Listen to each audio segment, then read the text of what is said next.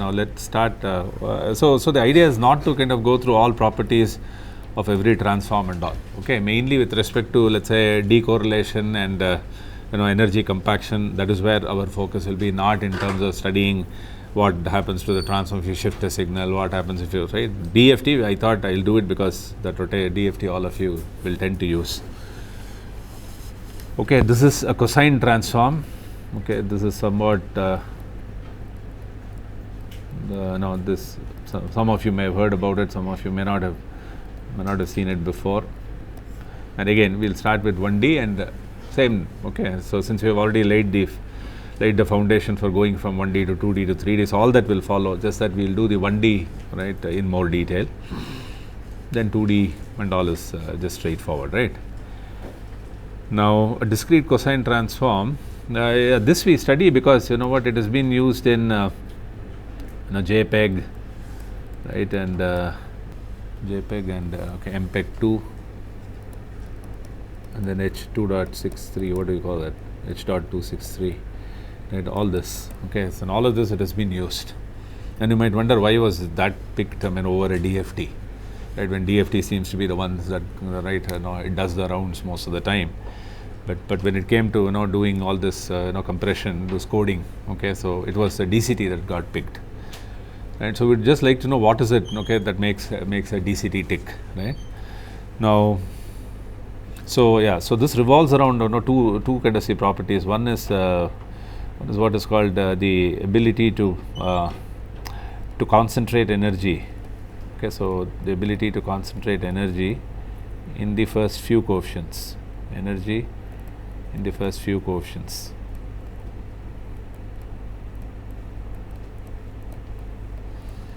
And the second thing is its ability to decorrelate data. And and by the way, right, DCT has many forms. Okay, there's not like one DCT.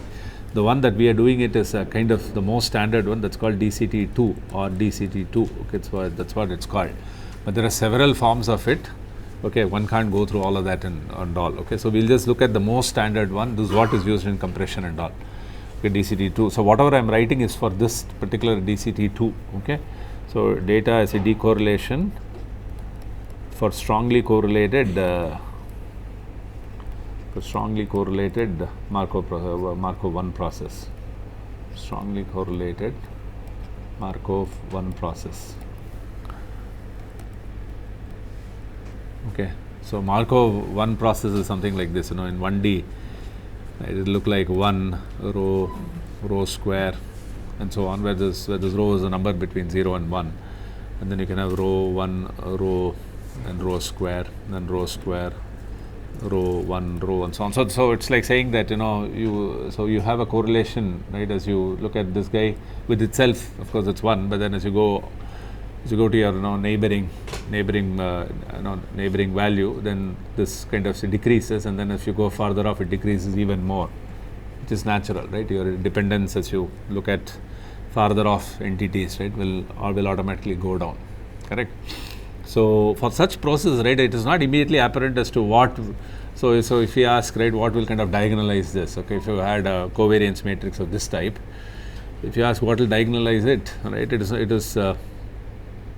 Right, it's not obvious, okay, as to what will diagonalize it. So it turns out that a DCT-II, okay, the one that we are going to do, if you look at the basis vectors of this one, okay, it turns out that that the basis vectors come very close to being the eigenvectors of this matrix. Okay, which means that analytically also, right, they are very close. Okay, it's not just a sort of it's also like on the whole class of such process, on the whole class of such data which follow this Markov 1 property with a strong correlation, right, a DCT-II will in fact be the most optimal one. Although it is not equal to the KLT, it is not like it exactly diagonalizes it, but it comes very close to diagonalizing it. This is something that we will see. Okay, in fact, right, what it diagonalizes really, I thought we'll talk about later, is like a Toeplitz-Hankel kind of matrix. So I think I talked about Toeplitz, right, that okay, it is this way, right, so Hankel is of course, right, this way, the other way, right. So Toeplitz-Hankel sort of a combination. It turns out that the Toeplitz-Hankel structure has something to do with this kind of a covariance matrix. Okay, we'll see that down the line. So the idea was, well, I can write down the transform, but I thought before I write down what a DCT, 1D DCT looks like, or what the equation for that is like, before that, right, let me just talk about a few things about this. See, point number 1, which is about concentrating energy in the first few coefficients. See, I mean, if I right, this kind of goes back to your signals and systems and Fourier series and all, right? If I gave you a waveform, okay, of this type, let's say, right, it is a sawtooth waveform. I think this is called sawtooth, right? Now, if I give you right, a periodic waveform like that, and suppose I give you a periodic waveform like this. So the second one is called a triangular wave, right? The first one we call this a sawtooth wave. So between the sawtooth wave and the triangular wave, right, which one do you think? I mean, if you compute the Fourier series, okay, this is periodic, so is the other one. So if you compute Fourier series coefficients, right, which one do you think will decay faster?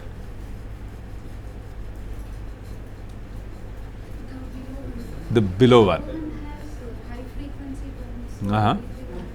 It'll kind of die off relatively more slowly. But can you tell me in what order will it go down? I mean, what will be the rate of decay? For example, right, you're correct. I mean, the second one will decay faster, but then can we say something about at what rate will be the decay of the coefficients in the first case versus the second? You must have seen the Fourier series coefficients, right, for this wave, right? Have you seen it? So for the first one, this Fourier series coefficient will be inversely proportional to 1 by n. Okay, there will be some other terms and all. This guy will be proportional to 1 by n square actually, right?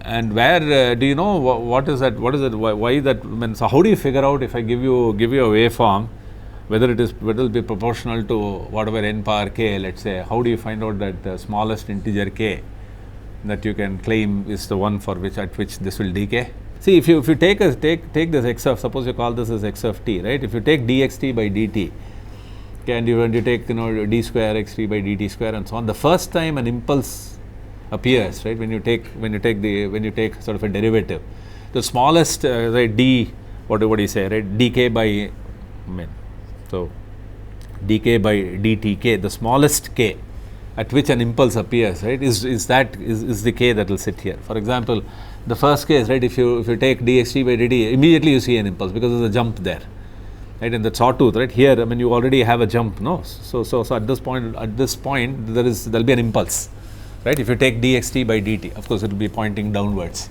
because it's a fall, right? But then if you take dxt by dt, at that point it's an impulse. The second guy, right, if you look at it, if you take dxt by dt, it will be a square wave, correct? I mean, if you take dxt by dt, so in this case this is a rising slope, this is a falling slope, rising slope, falling slope, and so on. So the first derivative you won't see any impulses. Next time when you take a derivative, you will because right, even here right, there's a positive jump, that's an infinite negative jump, so you start seeing impulses, right? So the smallest case, so if you look at it, so dxt by dt, if dxt by dt itself you start seeing an impulse, or originally itself there is an impulse, then it means it won't decay at all, like if you begin with an impulse. But if you have a signal and then the first derivative gives you an impulse, then you know that it is going to decay as proportional to 1 by n, then 1 by n square, 1 by n cube, and so on. Now, if you, right, why I am quoting this example is because if you look at, right, if you now come back to now a discrete sequence, right, so our idea is, of course, to look at DFT and DCT and sort of compare, right, why a DCT got picked. So suppose I tell you that I have a sequence of numbers, right, that kind of look like this. I'm just plotting something, okay? Suppose n equal to 0, n equal to 1, I have some value, n equal to 2, I have some value, and let's say what 1, 2, 3, right? Now if I so right, so it's like this, correct? So if I suppose, right, there's some sequence x of n, right, versus n. Now if I compute a DFT, right, computing a DFT means that right, that the sequence will start to cyclically repeat. Right, DFT implicitly will kind of make that happen, which then means that right, this will again start to repeat, right, and then of course again from here to whatever, right, okay, and then starts to repeat. Now that is okay, but then the problem, right, with this is that what happens is, right, when this guy repeats, okay, the value, let's say x of n minus 1, okay, in general, and the value at x of 0, okay, these don't have to be the same at all. Correct? In general, there's no reason to believe that a sequence ends and begins and ends with the same value. In general, it doesn't have to. Right? So I sort of wantonly took a case where I have a jump, right, a big jump in fact from here to here, right? So this kind of a jump, right, which is there, okay. So this kind of a jump is what is not really sort of a desirable thing, okay, in the sense that, right, this is like that sawtooth wave, where you're kind of making a jump happen now. So a DFT, right, implicitly will do this, right? When you give it a sequence, it'll implicitly repeat it, and therefore, right, if you look at if you look at computing the Fourier series, right, for this, right, a DFS for this, and compare it with another case where probably, right, this doesn't happen, like the way you had a triangular wave, you would expect that, right, this would take more time to die. Now, a DCT is kind of smart in the sense that, right, one can actually show that, when you compute a DCT, right, a DCT is sort of we'll show that today. A DCT, right, you can show that it is actually it can be arrived at by computing the DFT of x of n symmetrically extended. Okay, so when you extend x of n symmetrically, right, you actually end up ensuring that x0 and xn minus, so when you extend it, call this a new sequence yn. So yn and say yn minus 1 tend to be the y0 and yn minus 1 will tend to be the same. So that's how you symmetrically extend it. There are various ways to symmetrically extend, but the one way, right, in which DCT-II kind of, right, do it is a particular way in which it does it, and you can show that, right, you can show that extension is what will kind of remove this kind of some people call this as a false jump. Okay, this is called a discontinuity, or a kind of a false jump, in the sense that this is something, right, that is undesirable. Okay, but then it will inherently happen, right, if you compute a DFT. Okay, and then the other property, right, which so here, right, there is no kind of notion of there is no statistical notion or anything. This is valid for any x of n. You take any x of n, and then if you compute a DFT, if you compute a DCT, you will find that you are packing more energy in the first few coefficients. Does not have anything to do with where xn is coming from. The second property that I mentioned is purely a statistical property. Okay, that it is in fact true that a DCT basis will come close, even though it is an independent data independent transform, right? But that transform, that basis, it turns out that it is close to being the basis for a covariance matrix of that type, right, that I showed in the earlier one. So right, these two are very, very important things, right, and they work in favor of a DCT. And then on top of this, there are various things. DCT of a real signal is real, therefore you don't have to end up with these complex entries. Then the other thing is, right, if you take a DFT, if you take an endpoint DFT, you actually exhaust, right, n by 2 on the right, n by 2 n by 2 with respect to right, whatever, right, the imaginary side, and another n by 2 which with respect to the real side. Whereas here, right, everything is real, so you are using all of the n sort of c coefficients. There are various other properties that I see DCT has. We don't want to, like I said, right, if you start doing that, then we need a whole course for just doing transforms.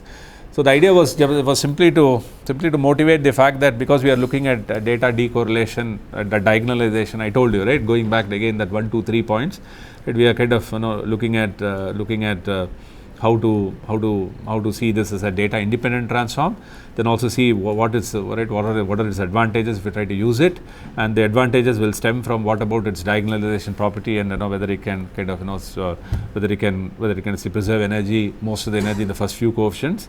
And thirdly, right, is it again something that can be computed quickly?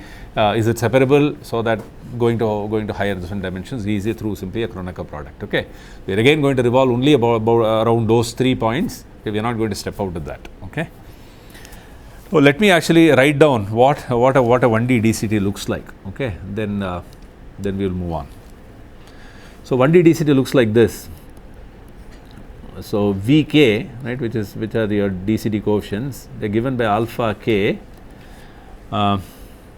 summation n equals 0 to n minus 1 un cos pi 2n plus 1. Okay, this is again DCT-II. Okay, whatever I am saying is all for DCT-II type 2 by 2n 0 less than equal to k less than or equal to n minus 1, where alpha 0 is 1 by root n and alpha k is equal to root 2 by n, 1 less than equal to k less than equal to n minus 1. And the inverse is given by, if you want to reconstruct un from Vk, is given as summation k equals 0 to n minus 1 alpha k Vk cos pi 2n plus 1 k by 2n, then 0 n less than or equal to n minus 1. So this is like a DCT pair, right? The forward and the inverse. So of course, as you can see, right, this is simply clearly not taking simply a real part of a DFT. If you think of e power j 2 pi by n kn, if you write it as cos 2 pi by n kn plus j sin 2 pi by k, it's not simply taking the real part of the DFT, right? This surely is not that. Okay, but on the face of it, therefore, right, it is not clear as to what kind of a relation, okay, it might have with really a DCT. But then before we go into all that, let's with respect to DFT, right, before we go into that, let's just look at how do we construct. So again, going back the same way, right, we will now look at V, and then suppose you give me a sequence U, I would like to act a DCT on that, so I'll call it as C. So I need to know how should I construct this C matrix. So we go the same way, right? There just as in DFT, okay, we had something here, okay, and then we said V will be equal to that phi times U. Now similarly, right, what do you find here? I mean, you have something like CKN. Okay, there it was phi of k comma n. So here it is CKN. So this is what 1 by root n for k equals 0. So if you see, right, Vk, okay, when you expand it, right, so it's k equal to 0 and 0 less than or equal to n less than or equal to n minus 1, and this is root 2 by n because of this, okay, because of the fact that alpha 0 is 1 by root n, alpha is 1 by root n for k equal to 0 and alpha k is root 2 by n. So if you expand it, right, it will be like alpha 0 un whatever cos plus alpha 1 and so on, right. No, sorry, not plus alpha 1 plus u1 and so on.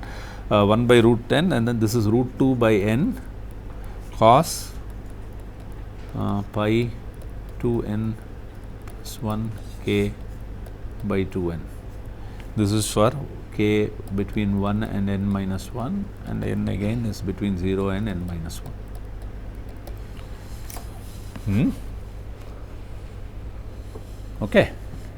So it means that if you want to do a forward transformation, right, this is how you would do. So if you again go back and think about the C matrix, just as we thought about the phi matrix. So where was k running? K was running down, because that's how the k in V runs down, right? Column vector, and this is the way n runs.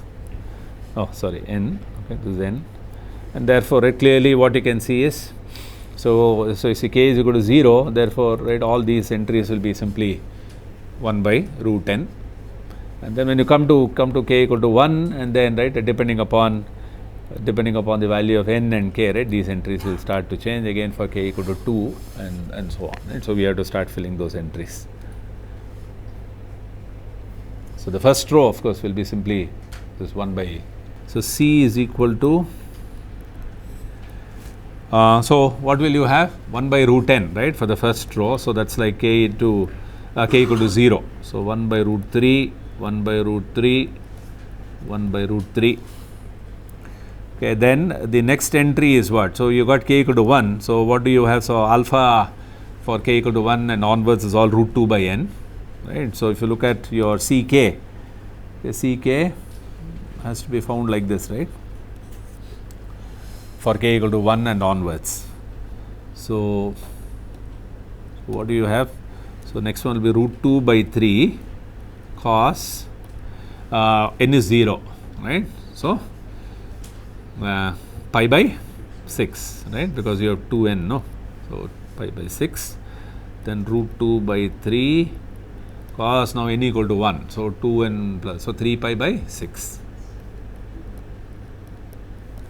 then root 2 by 3 cos 5 pi by 6, so n equal to 5 pi by 6. Then you come down to k equal to 2 now, so you'll get root 2 by 3, k equal to 2, so cos 2 pi by n equal to 0, right? So cos 2 pi by 6, root 2 by 3 cos, so k equal to 2, n equal to 1. So what is it? Pi, 6 pi by 6, what is it? N equal to 1. So 2 plus 1, 3 into 2, 6, right? So 6 pi by 6, actually that's just cos pi, and then root 2 by 3. So n equal to k equal to 2, n equal to 2 for 10 pi by 6, which is 5 pi by 3, right? So that will be the construction of this C that needs to be. So if you look at okay, so what does it, what is this equal to? Can somebody quickly tell me? So 1 by root 3, 1 by root 3, 1 by root 3, cos pi by 6 is what? Root 3 by 2. So root 3 by 2, so 1 by root 6, right? So 1 by root 6, this guy is 0, pi by 2. Which one? This is 1 by root 2, root 2 by root 3, no? Pi by 6 is what? 30, so root 3 by 2, 1 by root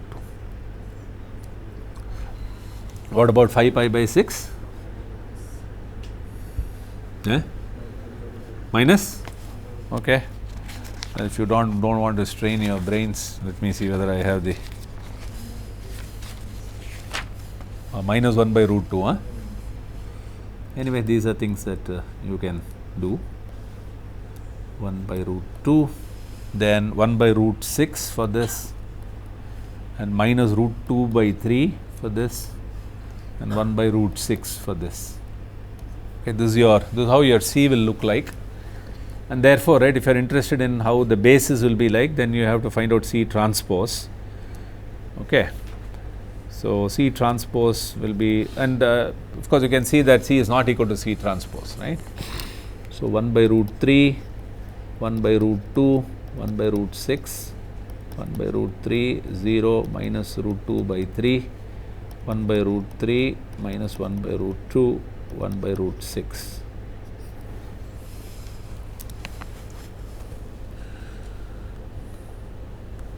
Right. So each of these columns is now like your AK star, correct? Going back, this is the first basis vector, which is simply right, all constants, and then this one is the next, and that one is the next, and all this you can plot actually, right? Because these are all real numbers, so one can see how it varies and so on.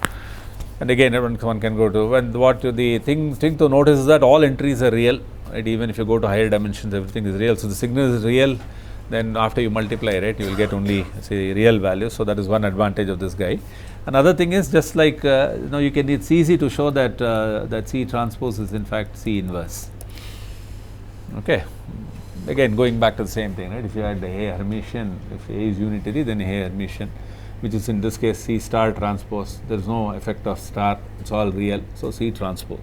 So I just leave it to you to verify that the inverse of C is simply the transpose of C. Okay, and the column, the basis vectors can be obtained as columns of C transpose. Okay. Now, now these basis vectors, right? Yeah. So the implications of what they mean and all, right, with respect to optimality in terms of data decorrelation, that we will see later. But first, okay, let's just try to understand. So let us first try to understand as to right, what do you say? So as to what is its relation to actually a DFT, right? Because it looks like some things look very familiar, but at the same time it's not obvious as to what is that relation, right?